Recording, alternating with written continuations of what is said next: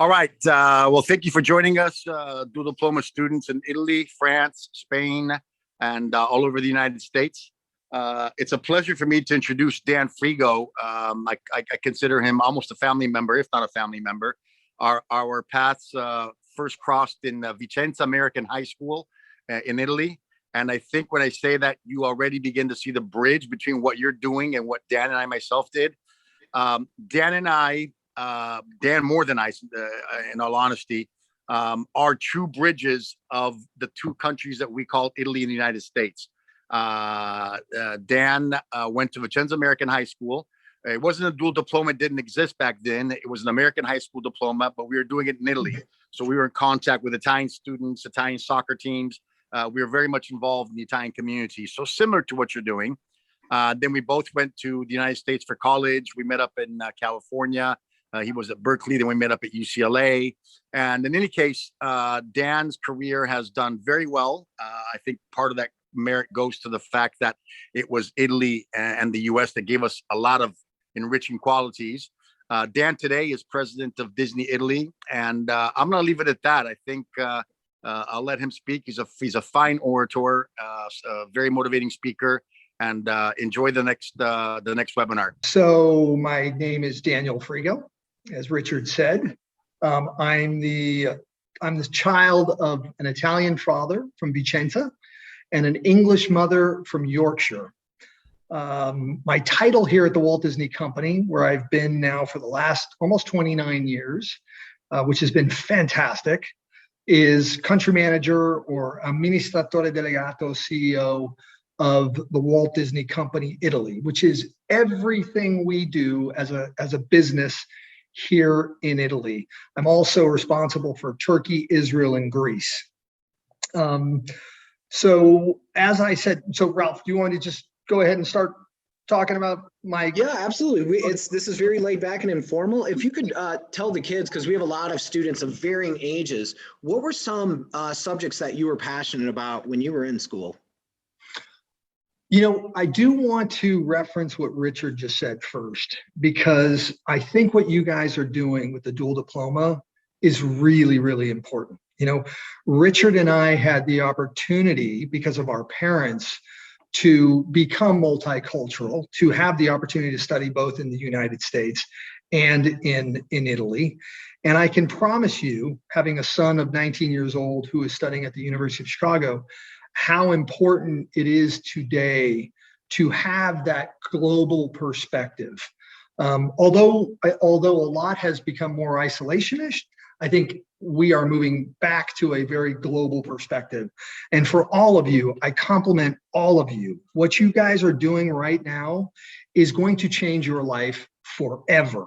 And it might not seem that right now, but I promise you, Richard and I are a product of what you guys are doing today. It's more formal, you know, because, you know, congratulations to an executive like Richard and Ralph. You've taken dual diploma and made that, you know, much more accessible to you guys. You know, it was different for us where our families moved. We were thrown into various high schools. You know, it was a lot more complicated, if you will, than it is today. So first and foremost, I want to compliment all of you. What you are doing will make a big difference in your life in the future. I promise you. Okay. So let's start with that. Ralph, if you want to guide me and ask me certain things, you know, so that it's useful, or you want me to just spot out? Yeah, no, I got you. So we have a question from some of the students. Is that okay if they ask? Absolutely. Okay, absolutely. So Mev, you can start us off. She's over there in Italy. So Mev, go ahead and ask your question. Hi, nice to meet you, Daniel. Hi, Mev. Hi. Thinking at the beginning of your career, what has changed in the last period about the management and development of your job? I mean, you have been working for the Walt Disney Company for nearly 30 years. What is your reason why you have continued to work for the same company for so long? Thank you. Yeah, that's a great question. Thank you very much. You know, because without question, the Walt Disney Company has changed in the 29 years that I have been here. I can tell you that, you know, I come from the theatrical business, so from the cinema side, the film marketing and distribution. And I'll give you just an anecdote. 25 years ago when we were releasing a movie in Spain, it was on 100 prints, where today it'll go out on 1,000 prints, or even more. So, what I've been very fortunate, and I think the same for Richard as well, is that we have been associated with companies that are constantly changing and globalizing and looking to expand and learn from the rest of the world to make themselves a better, more interesting, more dynamic place to work. And I can really say that about the Walt Disney Company, and I can say that about In Lingua, who Richard works with, and Dual Diploma, as much as I spend with Mr. Collins. I think when you guys look at certain companies, depending upon what you want, clearly product and purpose is going to be really important. I knew that I wanted to go back into the film business, so I made a very important decision in my life. I was working for a fast mover consumer good company, and I realized that's not what I wanted to do. And I realized I wanted to be in the film business, in the marketing side. And so I made the difficult decision to go back to get my MBA at UCLA. And that was a tough decision because you're working, you're making money. But I decided to make that decision. By the way, that was in 1990, when I think none of you were probably born whatsoever. So I don't even think Ralph was born at that time. So you look very young, Ralph. So I was born in '83. So okay. Well, I was going to say you look really good. You've maintained yourself. I thank you. I'm more so Mev, that's important, by the way. Mev, it's important that the company that you work with is evolving, because the dynamics that are happening and how small the world is becoming from a communication point of view will play a role in how you work with the company, no matter what. Even if you look at Italy and the various amazing companies that export throughout the world in Italy, they have a global perspective. Many Italian companies that I work with closely, and I've also been country manager of Germany and the UK, and so I'm saying to you, looking for companies, if that's of interest to you, looking for companies that have a global perspective will always keep you on your toes, because you're learning from so many different cultures, which is absolutely important today because the world is so small, in its perspective. That's a phenomenal answer. And we had one of the questions from one of our students in Spain. She kind of touched on that, and she wanted to know, her microphone's not working, but when you mentioned that switch from business to film, I'd imagine you followed your passions. So what was the catalyst that what inspired you to kind of make that switch? This is what I'm about to say now is really important, because you will hear a lot of people say, follow your passion. And I agree with that. And Ralph, to your, to that question, I did realize that, I really loved film, and that was a direction I wanted to go. And so I made that decision. That, when I finished at UCLA, I started at the Walt Disney Company. And so I was very fortunate to have made that change, and it worked for me. But what I do want to say is, sometimes your passion can be in how you work. You might not align yourself to the perfect product. What I can tell you for myself was, yes, I enjoyed my product, but almost more importantly, I really enjoyed the people that I worked with. This is a really important ingredient in your career development, because when you find yourself working in a group of people and you really enjoy that, that's part of that passion and part of that equation. It's not every day for me is the magic world of Walt Disney. There's a lot of tough decisions. There's a lot of tough moments. You learn through those. But I became passionate not only because of the product I was working on, but the people I was working with. And that's going to be an important ingredient for you guys when you go forward. When you work with teams, how you work with them. How you decide, and this is a topic that we can discuss more if you'd like to, how do you work together, which makes work a lot of fun, and that becomes part of the passion. You might find yourself working on a product that you don't absolutely love, but you might find yourself working with a team that you really, really enjoy working with. and that's part of it. Nothing's perfect. There's no perfect, that's important. So you have to make an effort at making it right as well, if that makes any sense to you guys. No, it absolutely does. And again, I'd mentioned earlier that we have students of all different ages on here. So one of our younger ones here in Nevada wants to know, what's your favorite Disney cartoon of all time? It's because we talk about this all the time at Walt Disney. What's your favorite character? What's your favorite movie? What's your favorite live act? I think that Beauty and the Beast, which was, for me, really one of the most amazing films at that time, and I worked on that as well. And that seemed just even the remake of it that we've worked on in the last few years, that just encapsulates so many things that I just love. It makes you cry, it makes you laugh. It's got a strong female protagonist, which I love. Having an older sister that I adore and my mom that I adore, so I clearly resonate. That resonates for me. But it also has this beast who transforms, and it's part of the conversation that we're having. He learns through that process, through these people, like I was saying to you, through Belle, how to become a better person. And that I can tie that into everything in the world of, when you're willing to be humble and, listen and work together with people and give your best, you're able to change not only yourself, but those people. And I see a lot of that in Beauty and the Beast. But of course, I love Lion King. I was there at the very beginning when they started making it. I was in the room when they were designing it. So there's a lot of great, and I love Toy Story, and, there's so many great Disney films, Pixar movies as well. They're hard to choose, but Beauty and the Beast, I think, had the most emotional impact to me at that time, I love it. Tale as old as time. Great. Yeah. So one of our kids in France, they want to know what in your opinion makes a good leader after working for decades at Disney. What has been one of your strengths that's helped you with your success? One of the things that's really, really important in leadership is to be a good listener, to be a really good listener. It's not about standing there and just telling people what to do. That's the last thing. It's sitting back and listening to the people around you with their ideas, because there's so many great people with so many great ideas. And there's a lot of bad ideas too, by the way.